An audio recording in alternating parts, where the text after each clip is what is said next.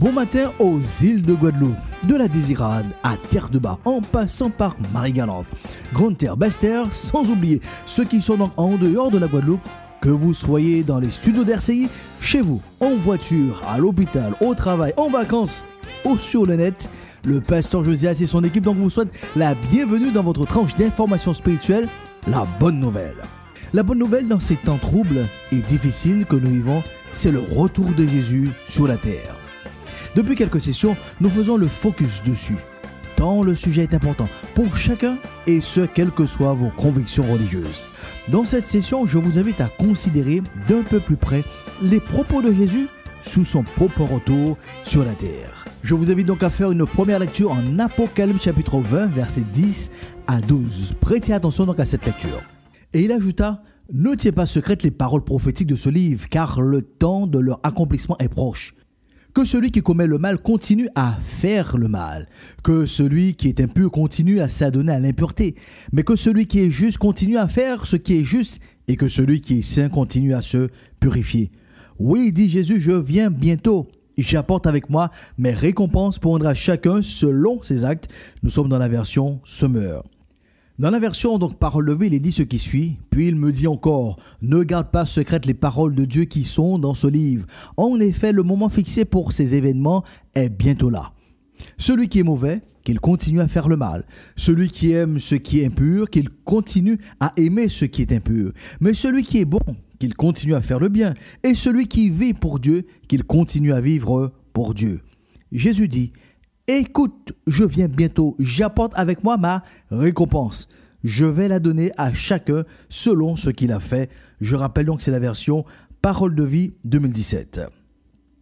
Madame, monsieur, cher ami de la chronique La Bonne Nouvelle, j'attire votre attention sur le principe indéniable qui est associé au retour de Jésus sur la terre selon le verset 12 où il dit « Écoute, je viens bientôt, j'apporte avec moi ma récompense, je vais la donner à chacun selon ce qu'il a fait. » Le retour de Jésus est synonyme de récompense, de salaire pour chaque individu.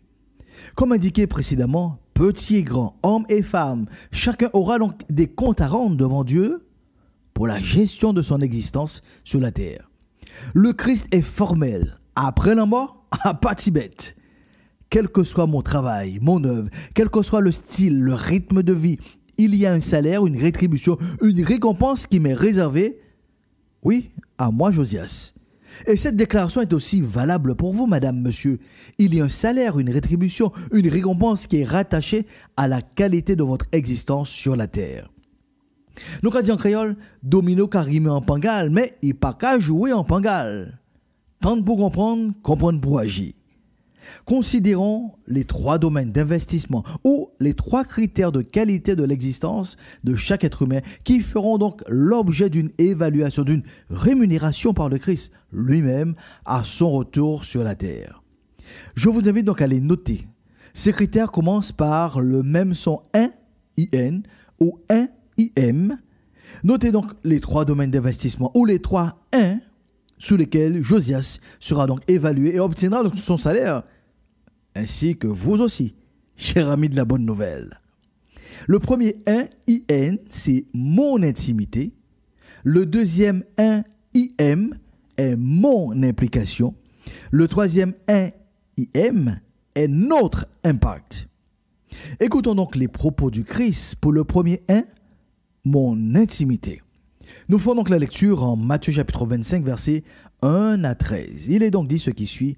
Alors le royaume des cieux ressemblera à 10 jeunes filles qui prirent leurs lampes et sortirent pour aller à la rencontre du marié. 5 d'entre elles étaient imprévoyantes et 5 étaient avisées. 5 étaient imprévoyantes prirent donc leurs lampes, mais sans emporter une réserve d'huile. En revanche, celles qui étaient avisées emportèrent des flacons d'huile avec leurs lampes. Or, le marié tardait à venir, les jeunes filles eurent toutes sommeil et s'endormirent. Au milieu de la nuit, un cri se fit entendre. « Voici le marié, sortez donc à sa rencontre. » Alors, ces 10 jeunes filles se réveillèrent et préparèrent donc leurs lampes.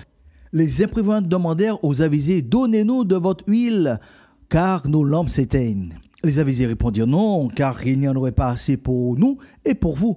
Vous feriez mieux donc d'aller en acheter pour vous chez ceux qui en vendent. » Les imprévoyantes partirent donc acheter de l'huile, mais pendant ce temps, le marié arriva.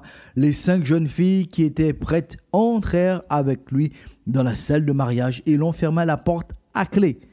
Plus tard, les autres jeunes filles arrivèrent et s'écrièrent « Maître, maître, ouvre-nous !» Mais le mari répondit « Je vous le déclare, c'est la vérité, je ne vous connais pas. » Veillez donc, ajouta Jésus, car vous ne connaissez ni le jour ni l'heure. Dans cette parabole, notons ce point commun avec nous aujourd'hui. Il y a l'attente d'un jour spécial pour ces jeunes femmes, comme aussi chacune vivra immanquablement un jour spécial avec le Dieu créateur, le Dieu de la vie, le jour où chacun le verra tel qu'il est. Retournons donc le deuxième principe enseigné dans cette parabole sur l'attitude ou la manière que chacune a préparé ce temps d'attente. Au verset 2, il est dit « 5 d'entre elles étaient imprévoyantes et 5 étaient avisées ». Avec quelle attitude préparez-vous ce jour spécial du retour de Jésus, monsieur, madame? Le dictionnaire définit la prévoyance ainsi: conduite prudente et raisonnable de celui qui prend les dispositions nécessaires pour faire face à telle ou telle situation. Et pour une personne avisée, selon le dictionnaire, qui manifeste face aux événements un esprit d'à-propos pour agir avec intelligence et prudence. En synthèse, nous observons qu'il y a un investissement contrasté dans l'intimité des fiancés à l'égard de l'époux attendu. Les 5 imprévoyantes ont un strict minimum dans leur relation, dans leur intimité avec Dieu. Les 5 avisés ont un investissement plus que nécessaire en s'imposant donc une autodiscipline dans leur attente quotidienne. Le verdict ne se fait pas attendre. La récompense ou la rétribution est sans appel. Les 5 jeunes filles qui étaient prêtes entrèrent donc dans la salle donc du mariage et l'on ferma la porte à clé, en présence donc de l'époux. Plus tard donc les autres jeunes filles arrivèrent et s'écrièrent « Maître, maître, ouvre-nous !» Mais le mari répondit « Je vous le déclare, c'est la vérité, je ne vous connais pas. » La connaissance de Jésus ou l'intimité que je cultive avec le Christ est le premier critère d'évaluation au retour de Jésus. Au retour de Jésus, chacun recevra son salaire pour son savoir-être avec le Christ. Une fois de plus, la question ne se pose pas sur quel est le jour de votre pratique religieuse, quel est votre niveau d'athéisme. Le Dieu de la création, ayant investi chaque jour dans votre existence, souhaite simplement savoir ce que vous mettez en œuvre pour cultiver une intimité avec lui. Ce qu'il y a d'intéressant dans cette parabole, c'est que le Christ s'appuie sur un pilier indissoluble de l'humanité, à savoir le mariage. Quelle que soit l'époque, la civilisation, la société, la culture, le mariage est omniprésent. Ceci est dû au fait que le mariage est le don que Dieu a fait à l'humanité. De ce fait, tout être humain connaît et comprend les enjeux du mariage, ce qui conduit 2 êtres à vouloir faire route ensemble dans le cadre donc du mariage. Une chose est certaine, le mariage est l'espace le plus intime qui puisse exister entre 2 personnes sur la terre. Madame, monsieur, que vous soyez célibataire, marié ou veuf, je crois que vous saisissez pleinement le message central que le Christ véhicule au travers donc de cette parabole. Le Christ souhaite par-dessus tout que vous lui donniez la possibilité d'entrer dans votre intimité. C'est à ce titre qu'il déclare en Apocalypse 3, verset 20, « Voici, je me tiens à la porte et je frappe. Si quelqu'un entend ma voix et ouvre la porte, j'entrerai chez lui et je dînerai donc avec lui et lui avec moi. » Le Christ souhaite que vous appreniez à le connaître, non pas de manière théorique ou par culture générale, ou pour l'avoir étudié dans la théologie. Pierre lui-même dira à la fin de sa 2e lettre, au chapitre 3, verset 18, « Mais croissez dans la grâce et dans la connaissance de notre Seigneur et Sauveur Jésus-Christ. À lui seul soit la gloire maintenant et pour l'éternité. Amen. » Le sens de la vie est de grandir dans une intimité, dans un véritable cœur à cœur où les 2 amis se connaissent de mieux en mieux. Vous l'aurez donc entendu et compris durant cette session. Au retour de Jésus, chacun recevra sa rétribution, son salaire, sur la base de sa connaissance, ou plus précisément de son intimité avec le Christ. Pour approfondir cette réflexion, l'équipe de la Bonne Nouvelle est à votre disposition au 05 90 82 73 31. Nous poursuivrons donc les autres critères, implications et impact dans une prochaine session. En attendant, passez une excellente semaine en ayant la paix de Dieu pour une meilleure saison.